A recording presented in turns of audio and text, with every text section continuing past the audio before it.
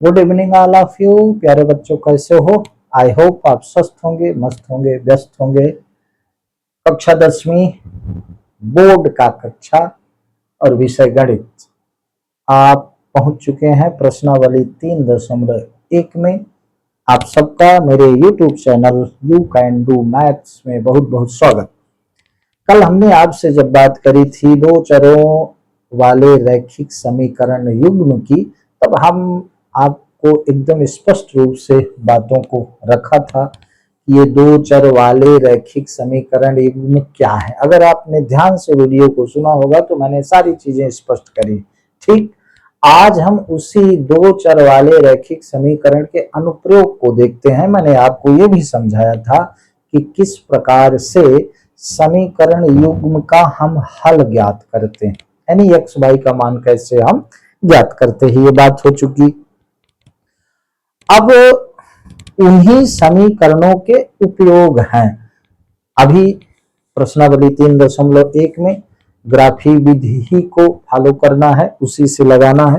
मेरे हाथ में ये किताब है, निम्न समस्याओं में रैखिक समीकरण के युग्म बनाइए और उनके ग्राफी विधि से हल ज्ञात कीजिए। मैं आपको बता देता हूं, जो स्टेटमेंट लिखा है, जो प्रश्न लिखा है, उस प्रश्न को हम समीकरण में बनाएं, ये कला सीखनी होगी, ये कला आनी चाहिए। आपके जीवन में चाहे आप जिस क्षेत्र में जाना चाहें, चाहे जिस कंपटीशन में जाना चाहें, बड़े से बड़े कंपटीशन में जाना चाहें, छोटे से छोटे कंपटीशन में जाना चाहें, लेकिन एक बात ध्यान रखें, मैथ आपका पीछा नहीं छोड़ेगी, इससे आप भाग नहीं सकते। गणित का जीवन में उपयोग ही है साहब, जीवन ही गणित है, कैलकुलेशन ही गणित। ठीक है, तो जो स्टेटमेंट दिया है, जो इसमें लिखा है, उसको हम समीकरण के रूप में बना लें, इस बात को थोड़ा समझिएगा। यद्यपि मैं बड़ी सरलता से चीजों को, सरल चीजों को लेके चल रहा हूं, यही चीजें आपको आगे काम आएंगी, इन्हीं से वो चीजें बड़ी होगी। पहला प्रश्न ये कहता है कि कक्षा 10वीं, आप आ जाइए 3.1 के पहले प्रश्न में। कक्षा 10वीं के 10 बच्चे किसी पहली प्रतियोगिता में भाग लेते हैं। कक्षा 10 में कितने बच्चे? 10 बच्चे, जिसमें लड़कियां भी हैं, लड़के भी हैं। ठीक है, कक्षा 10वीं के 10 बच्चे एक पहेली प्रतियोगिता में भाग लेते हैं। और फिर आगे स्टेटमेंट है इस प्रश्न का, आगे कहा गया जहां लड़कियों की संख्या लड़कों की संख्या से 4 अधिक है, तो प्रतियोगिता में भाग लिए लड़कों और लड़कियों की संख्या ज्ञात कीजिए। ठीक है, अब इसको हमको समीकरण के रूप में लिख देना है। ठीक है, प्रश्न क्रमांक 1 हम हल आपको समझा रहे हैं, आपको समीकरण बनाना समझा रहे हैं। ठीक, तो कक्षा 10वीं के 10 बच्चे हैं, जिनमें लड़की भी है, लड़के भी हैं। ठीक है, तो अब हम यहां मान लें, क्या माना लड़कियों की संख्या, माना लड़कियों की संख्या x है, लड़कियों की संख्या x है, तथा लड़कों की संख्या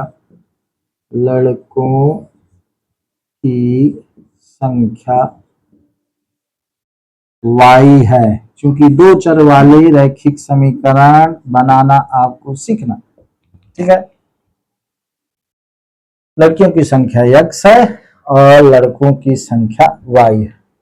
ठीक, चूंकि कुल विद्यार्थियों की संख्या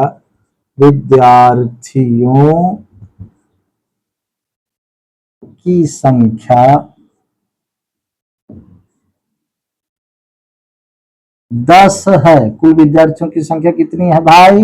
10 है, कुल लड़की लड़के दोनों मिलाकर। अतः यहां हम लिख देंगे, अतः x धन y बराबर 10। यह आपका हो गया पहला समीकरण। ये लड़कियों की संख्या, ये लड़कों की संख्या, दोनों मिलकर 10 है। ठीक है, फिर दूसरा कहता है आगे का स्टेटमेंट कहता है लड़कियों की संख्या लड़कों की संख्या से 4 अधिक है। इसी को थोड़ा समझ लें, ये बिल्कुल सरल बात है, लेकिन आगे चलकर के फिर थोड़ा सा और घुमाएगा प्रश्न, तो उसको हम समझेंगे। क्या कह रहा है, लड़कियों की संख्या, पुनः प्रश्नानुसार, प्रश्न जो कह रहा आप लिख सकते हैं, पुनः प्रश्नानुसार आप ऐसा लिख सकते हैं परीक्षा में, पुनः प्रश्नानुसार लड़कियों की संख्या लड़कों की संख्या से 4 अधिक है। अब यहां देखिए, बस इतना सा समझ लें, प्लीज इतना सा समझ लें कि लिखा क्या है, लिखना क्या है। पहले तो ये ध्यान दे, लड़कियों की संख्या x, लड़कों की संख्या y से 4 अधिक है। हमने यहां लिखा क्या, x बराबर y, मतलब लड़कियों की संख्या लड़कों की संख्या के बराबर है, मैंने ये लिख दिया। जबकि प्रश्न ये नहीं कहता, तो इसका मतलब अभी ये समीकरण बराबर नहीं है, बैलेंस नहीं है, संतुलित नहीं है। समीकरण को हमको संतुलित करना पड़ेगा। ध्यान से सुने, लड़कियों की संख्या x, लड़कों की संख्या y, और हमने यहाँ लिखा बराबर, इसका मतलब ये बराबर तो नहीं है। तो अब इसको हमको बैलेंस कर देना, किसके अनुसार, प्रश्न के अनुसार। तो लड़कियों की संख्या लड़कों की संख्या से ये x y से 4 अधिक है, तो y में 4 जोड़ दें, अब ये बैलेंस हो गया, अब ये बैलेंस हो गया। लड़कियों की संख्या लड़कों की संख्या से 4 अधिक है, तो हमने लड़कों की संख्या में 4 जोड़ दिया, इसलिए अब ये बराबर फिट है, अब ये समीकरण बैलेंस है। बात समझ में आ, इस तरह से हम समीकरण बनाते हैं। जो कहता है उसको रिप्रेजेंट कर दें एक्सप्रेशन के रूप, अलजेब्रिक एक्सप्रेशन के रूप में, ठीक है, चर के रूप में, बीजी व्यंजक के रूप में। लड़कियों की संख्या लड़कों की संख्या से 4 अधिक थी, ये 4 अधिक थी, इसलिए हमने y में 4 जोड़ दिया, अब ये समीकरण बैलेंस हो गया। अब इसको हम क्या लिख सकते हैं, x माइनस वाई बराबर 4, ये आपका हो गया दूसरा समीकरण। समीकरण 2 बन गए। पहला समीकरण x धन y बराबर 10, दूसरा समीकरण x माइनस वाई बराबर 4, ठीक है। इस प्रकार से हम समीकरण को बैलेंस करते हैं। अब मैं आपको यहाँ ग्राफ आप बना लेंगे, क्योंकि ग्राफ में ये थोड़ा सा स्थान लगता है, बिल्कुल सरल है। हम x y दोनों के कोऑर्डिनेट निर्देशांक यहाँ पर आपको फाइंड करना बताएंगे, ये तो बिल्कुल सरल है। क्यों, अब देखो, पहले समीकरण से हम क्या लिखेंगे, x धन y बराबर 10। कल मैंने समझाया था कैसे हम सारणी बनाते हैं, उसमें x का मान रखते हैं, y का मान आ जाता है। इसको हम लिख लेंगे y बराबर 10 ऋण x, ठीक, y बराबर 10 ऋण x। अब समझिएगा, यहां हमने ये सारणी बना ली किसके लिए, पहले प्रश्न के लिए भाई, पहले समीकरण के, ठीक है। यहां हमने लिखा x और यहां लिख दिया y बराबर 10 ऋण x, ठीक है। अब x हम जो लेंगे तो कैलकुलेट करेंगे तो y आ जाएगा। अगर हम x 3 लेते हैं, x मान लो हमने लिया 3, x यहां पर हम 3 रखेंगे तो y बराबर 10, x 3 लिए तो 10 ऋण 3, तो y बराबर क्या हो गया भाई, 7 हो गया, तो यहाँ 7 आ जाएगा, ठीक है। x हमने 3 लिया तो y 7 आ गया। इसी प्रकार से यदि x बराबर हम लेंगे 5, तो y बराबर 10 ऋण x है, तो 10 ऋण 5, तो y बराबर क्या हो गया, ये 5 हो गया। यदि x बराबर हमने 5 लिया तो y बराबर भी 5 हो गया। ये पहले समीकरण का सारणी बन गया, x निर्देशांक y निर्देशांक, फिर हम उसी ग्राफ में रखेंगे, वो आप ग्राफ में बनाएंगे, जहां लाइन इंटरसेक्ट करेगी वही इसका हल होगा, ठीक है। तो ये हमने सारणी बनाई किसकी, पहले समीकरण की, ठीक है। अब देख लें, दूसरे समीकरण की सारणी, ये पहले समीकरण। दूसरा समीकरण क्या है? x ऋण y बराबर 4। अब हम y बराबर ही लिखेंगे, तो यहां थोड़ी सी एक चीज समझ लें, ऋण y बराबर 4 ऋण x होगा, तो हमको y बराबर लाना है भाई, ऋण y बराबर नहीं, ये भी थोड़ा समझें। वैसे हम y को उधर कर दें तो x ऋण 4 हो गया, फिर y को इधर लिख लें, उसको इधर लिख लें, लेकिन अगर हम y को उधर नहीं लगे इधर ही लिख रहे हैं, तो ये ऋण y बराबर 4 ऋण x, हमको ऋण y की जरूरत नहीं है, हमको जरूरत किसकी है? y की। तो क्या करें, इसके दोनों ओर हम ऋण का गुणा कर दें, लिखने की कोई जरूरत नहीं, 10वीं पहुंच गए। इसके दोनों ओर यहां भी हम ऋण का गुणा कर दें और यहां भी हम ये ऋण का गुणा कर दें, तो ये ऋण ऋण का गुणा हो गया धन, और ये धन ऋण ऋण 4 हो गया ऋण, और ऋण ऋण का गुणा धन, तो x ऋण ये 4 हो गया। ठीक है, ऋण ऋण का धन x धन हो गया और ये 4 ऋण हो गया, ये समझना होगा। ठीक है, अब इसके लिए हम एक बना लेते हैं, क्या? इसके लिए भी हम एक इस तरह से, ये यहाँ पर आपको समझा देते हैं, इस तरह से हम बना लेते हैं, इसके लिए भी एक ये सारणी बना लेते हैं। यहाँ लिखते हैं x और यहाँ लिखते हैं y बराबर x ऋण ये 4। ठीक है, y बराबर x ऋण 4। अब सॉल्व करके ले लें, बहुत सरल है भाई। अगर x हम 4 लेंगे, x हमने 4 ले लिया, ठीक है। अब देखो y बराबर x ऋण 4 है, तो x के स्थान पर हम 4 रख दें, तो y बराबर 4 ऋण 4 0 हो गया, ये 0 हो गया। इसको सॉल्व करने की जरूरत नहीं, बड़ा सरल है, धीरे से समझते चलिए, एकदम सिंपल हो जाएगा।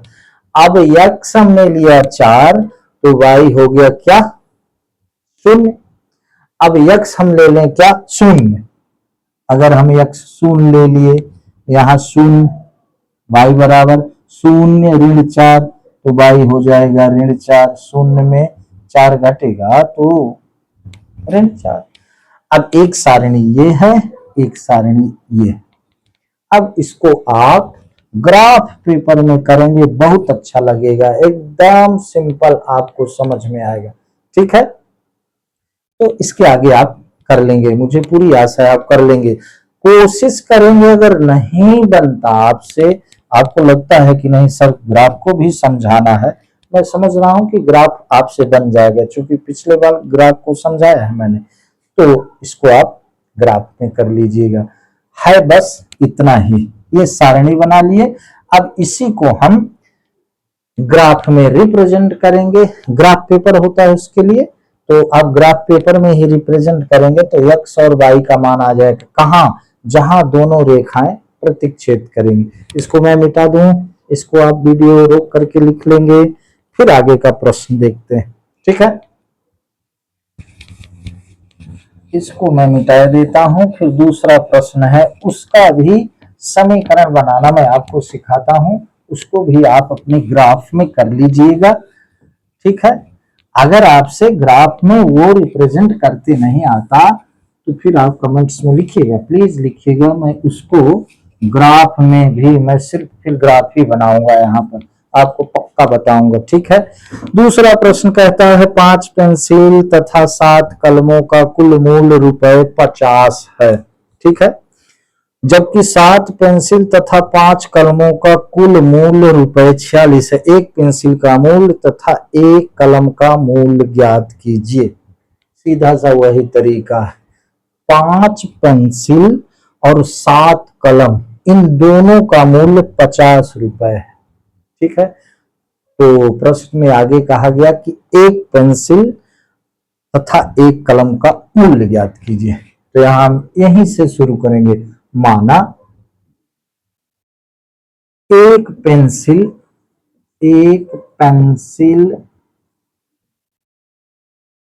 की कीमत x है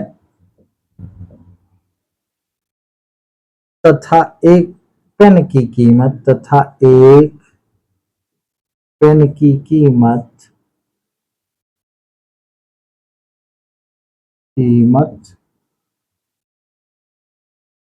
रुपए वाई है।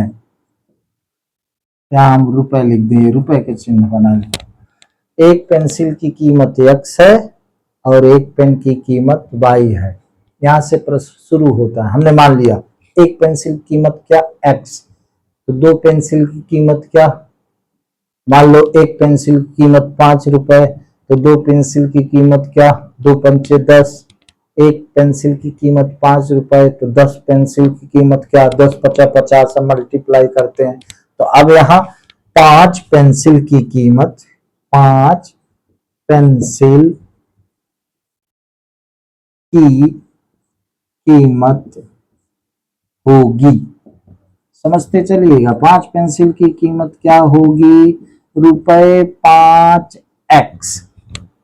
ठीक है, एक पेंसिल की कीमत x है, तो 5 पेंसिल की कीमत x में 5 का गुणा कर दिए तो 5x रुपए हो गया। 5x क्या है, रुपए। ठीक है, और यहाँ 7 पेन की कीमत, 7 पेन की कीमत, मूल्य कीमत, 7 पेन की कीमत होगी क्या,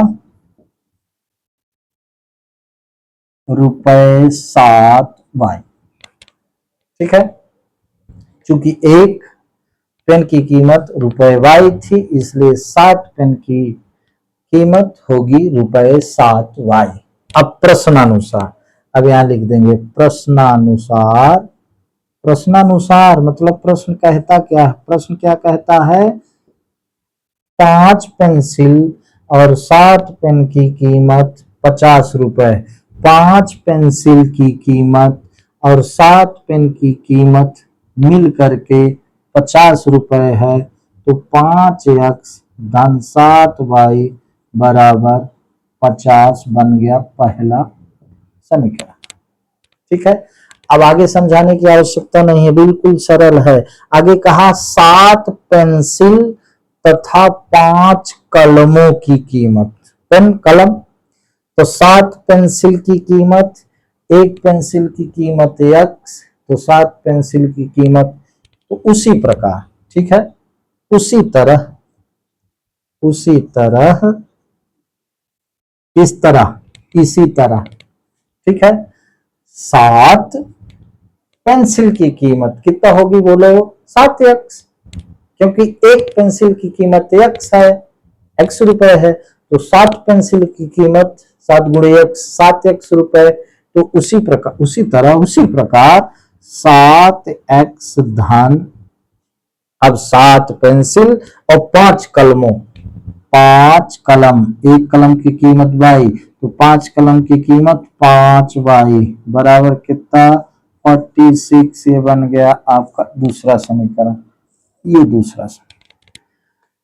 तो इस बात को हमने समीकरण में इस तरह से प्रस्तुत किया। ठीक है,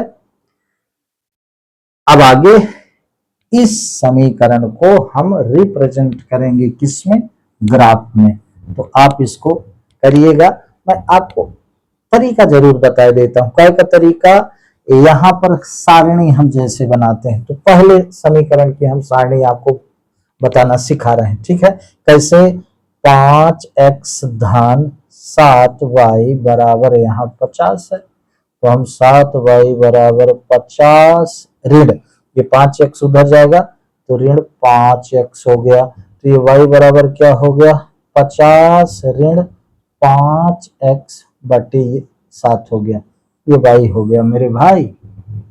ठीक है, y बराबर 50 ऋण 5x बटे 7। तो अब ये पहले समीकरण का ये हम आपको सारणी बना रहे हैं, सारणी जो कि इंपॉर्टेंट है। ठीक है, तो हम इस प्रकार से सारणी बना रहे हैं, फिर आप इसी सारणी को प्रस्तुत कर देंगे किसमें, ग्राफ में। वही ग्राफ ही भी दिया। तो देखें, अब यहां हम x का ऐसा मान रखें, ठीक है, यहां हम x का ऐसा मान रखें कि ऊपर कैलकुलेट करने पर वो 7 से विभाजित हो जाए, होल नंबर आए। पूर्णांक आए भला। तो देखो 7 पना 35 होता है।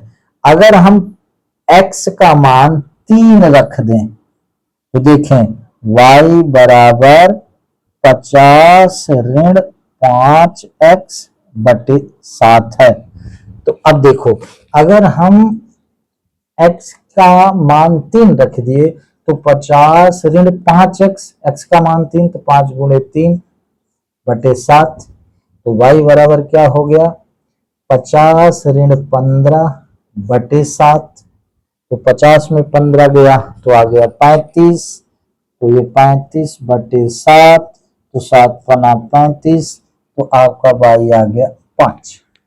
ये समझिएगा, यहाँ इसमें कुछ नहीं, यही समझना है जब हम ग्राफ में रिप्रेजेंट करते हैं तो हम x का क्या मान लें कि y भी पूर्णांक आए। y अगर फ्रैक्शन भिन्न में आती है, डेसिमल में आती है, अगर ये मान डेसिमल में आते हैं, अंडर रूट स्क्वायर रूट में आते हैं, तब नंबर लाइन में रिप्रेजेंट करना, ग्राफ में रिप्रेजेंट करने में थोड़ी सी कठिनता होती है। रिप्रेजेंट ग्राफ में सब होता है, लाइन में सब रिप्रेजेंट होता है, लेकिन यहाँ फिर टाइम टेकिंग हो जाएगा, आपका समय ज्यादा परीक्षा में होगा। तो ध्यान रखें, थोड़ा सा प्रैक्टिस करें, ध्यान रखें हम x का वो मान यहाँ रखें कि कैलकुलेट करने पर ये यहाँ पर होल नंबर आए। ठीक है, तो यहाँ पर हमने x का मान लिया क्या 3, तो y का मान आ गया 5। अब देखें, अब फिर से हम x का क्या मान लें जो 7 से विभाजित हो जाए। ठीक है, 7 से पूरी तरह से विभाजित हो जाए। अब वहां पर एक समस्या आएगी, जैसे 7 के टेबल में वो संख्या जल्दी आपको नहीं मिल रही है जो कि इसको कैलकुलेट करने पर 7 से विभाजित हो जाए। ठीक है ना, तो यहां पर हम 7 की एक वैल्यू लेते हैं 10, x की वैल्यू क्या लेते हैं 10 लेते हैं। क्या लेते हैं 50 ऋण 5x, तो x की वैल्यू हम 10 लेंगे तो 15 हम 50, तो 50 में 50 चला गया, 0 आ जाएगा, तो 0 बटे 7, तो 0। ये ध्यान देना है। तो अब हम क्या लेते हैं, यदि x बराबर हम क्या लेते हैं 10, तो देखना ध्यान से, यही यहाँ इंपॉर्टेंट है मेरे भाई।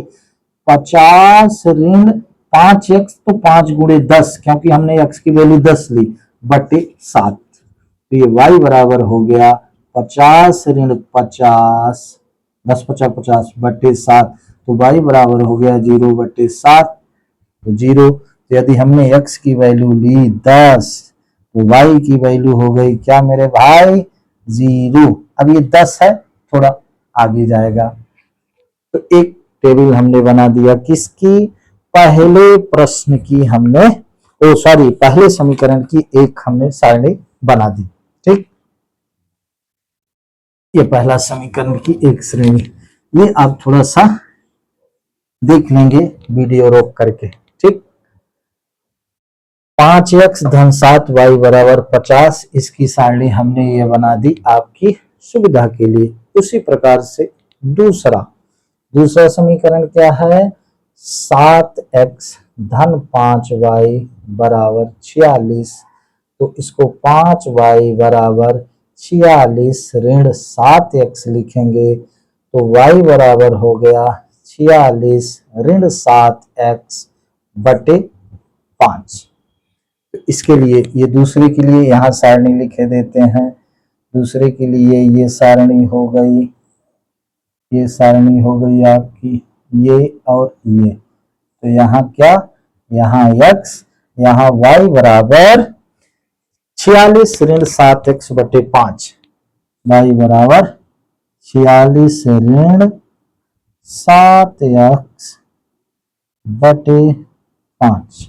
ठीक है, अब देखो सिंपल सा है, अब ध्यान देना पड़ेगा। अगर हम x की वैल्यू क्या लेते हैं 3 लेते हैं, तो 7 त्रिक 21, 46 में 21 जाएगा तो आएगा 25, 5 5 25 आराम से कट जाएगा। देख लें, यदि x बराबर 3 तब y बराबर 46 ऋण 7 गुणे 3, क्योंकि x की वैल्यू हमने 3 ली, बटे 5। तो y बराबर क्या हो गया, 46 ऋण 21, 46 ऋण 21 बटे ये 5। तो 46 में 21 जाएगा तो आएगा 25। ठीक है, तो ये 25 बटे 5, तो 5 55 25, तो ये y x हमने y बराबर क्या आ गया, 5 आ गया। x हमने लिया 3, तो y बराबर आ गया 5। ये बात समझ में आई? आप इसको रोक कर लिख लीजिएगा, बिल्कुल सिंपल है। उसी प्रकार से अब हमें ध्यान देना होगा कि हम फिर x की वैल्यू क्या लें, फिर हम x की वैल्यू क्या लें कि वो वैल्यू इस प्रकार से आए जो होल नंबर हो। तो हम ले सकते हैं क्या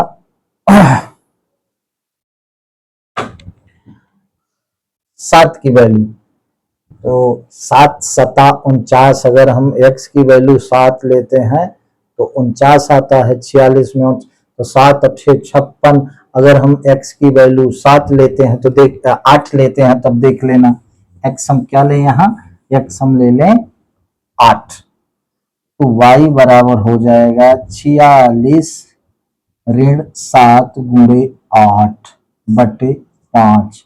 तो y बराबर हो गया 46 ऋण 56 बटे 5। तो y बराबर हो गया ऋण 10 बटे 5, तो 5 दूनी 10। तो अगर हमने x की वैल्यू ली 8, तो y की वैल्यू क्या आ गई, 56। 46 10 56, 46 में 56 गया तो ऋण 10 आया, 5 दूनी 10, ऋण 2, ये ऋण 2 आ गया। तो इसी को हमको कहाँ रिप्रेजेंट करना है, इन दोनों को ग्राफ पेपर में, और उसी से हम x और y की वैल्यू फाइंड कर लेंगे। ये देख लें एक बार अच्छे से, इसको वीडियो रोक करके हम क्लियर कर लें। ठीक है, आगे चलते हैं, मिटा दूं इसको, आगे चलिए। अब आगे के प्रश्न बहुत सरल हैं, सिर्फ उनमें बताना है। प्रश्न क्रमांक 2 में अनुपातों के माध्यम से हमें समझाना है कि समीकरण के युग्म संगत हैं कि असंगत हैं कि आश्रित संगत हैं। ठीक है, ज्यादा तो नहीं हो रहा है, आप परेशान तो नहीं हो रहे हैं? अरे यार, परेशान होंगे तभी बनेगा, सीधी सी बात है। थोड़ा सा ध्यान से सुनिए, परेशानी तो होती है, दुनिया में कोई चीज बिना मेहनत के नहीं मिलती, मेहनत तो करनी होगी, क्योंकि अगर ये हाथ यहाँ तक ना जाएगा तो कौर भी अपने आप मुंह में नहीं जाता। तो मेरे भाई, मैं आपके लिए इतना मेहनत कर रहा हूं, तो आपको भी तो थोड़ा मेहनत करनी होगी, तभी गणित आएगी। और मैं आपको बता दूं, मैं हर हालत में आपको गणित सिखा देने के लिए ठाने लिया हूं। अब आप भी कुछ सहयोग करेंगे तब ना आएगा भाई। दूसरा प्रश्न, अनुपातों एवं A2 B1 बटे B2 और C1 बटे C2 की तुलना कर ज्ञात कीजिए कि निम्न समीकरण युग्म द्वारा निरूपित रेखाएं एक बिंदु पर प्रतिच्छेद करती है, समांतर है अथवा संपाती है। कल आपको मैंने समझाया था बहुत अच्छे से। ठीक है, तो पहला क्वेश्चन, दूसरे का ये पहला क्वेश्चन। ठीक है, लिखा क्या है, 5x ऋण 4y धन 8 बराबर 0, ये पहला समीकरण है भाई। दूसरा क्या है, 7x धन 6y ऋण 9 बराबर 0, ये दूसरा समीकरण। इसी समीकरण को लेकर हमको बताना है कि ये समीकरण का ग्राफ यानी लाइन यानी रेखा, प्रतिच्छेद रेखा ये समीकरण के युग्म प्रदर्शित करते हैं कि समांतर रेखा प्रदर्शित करते हैं कि संपाती रेखा प्रदर्शित। प्रतिच्छेद रेखा क्या, एक दूसरे को काटे, समांतर रेखा क्या, एक दूसरे को बिना प्रतिच्छेद करे अनंत तक जाए, संपाती रेखा क्या, एक दूसरे के ऊपर हो। ठीक है, तो अब इनके हम गुणांकों को कंपेयर करेंगे। तो यहां हम लिखेंगे यहाँ A1 बराबर क्या है 5, B1 बराबर -4 और C1 बराबर 8। A2 बराबर क्या है 7 है, B2 बराबर क्या है 6 है। ये दूसरे समीकरण के पहले समीकरण के x के गुणांक को A1, पहले समीकरण के y के गुणांक को V1, पहले समीकरण के कांस्टेंट अचर पद को C1 कहते हैं। इसी तरह दूसरे समीकरण बात समझ में आती, बिल्कुल सरल मेरे भाई। और फिर C2 बराबर है क्या -9। अब इसके रेशियो हम फाइंड कहे रेशियो A1 बटे A2, B1 बटे B2, C1 बटे C2। अब हम रेशियो गुणांकों के रेशियो निकाल रहे हैं, ठीक है। अभी हम यहाँ पर कामा लिख रहे हैं, क्योंकि अभी हम मान रखेंगे तब न जानेंगे कौन किसके बराबर है कि बराबर नहीं है। तो 5 A1 5 बटे A2 7 है, अभी कामा। फिर V1 -4 है और V2 6 है। इसी प्रकार से C1 8 है और C2 -9 है। अब देख लें, पहला तो ये 5 बटे 7 है, ये दोनों पॉजिटिव है और ये निगेटिव है। आंख मूंद कर आप यहाँ बराबर नहीं है का निशान लगा सकते हैं, ठीक है। अब ये शुरू में बराबर नहीं है मिल गया। A1 upon A2 is not equal to B1 upon B2। अगर ऐसा है तो कौन रेखाएं प्रस्तुत करेंगी ग्राफ में? प्रतिच्छेदी। इफ यदि A1 अपान A2 बराबर नहीं है B1 अपान B2 के, तब दिए गए समीकरण युग्म प्रतिच्छेदी रेखा प्रदर्शित करेंगे। यहां लिख देंगे, क्या लिख देंगे? क्योंकि यहाँ A1 upon A2 is not equal to B1 upon B2, यानी कि A1 बटे A2 बराबर नहीं है B1 अपान B2 के, इसलिए यह समीकरण युग्म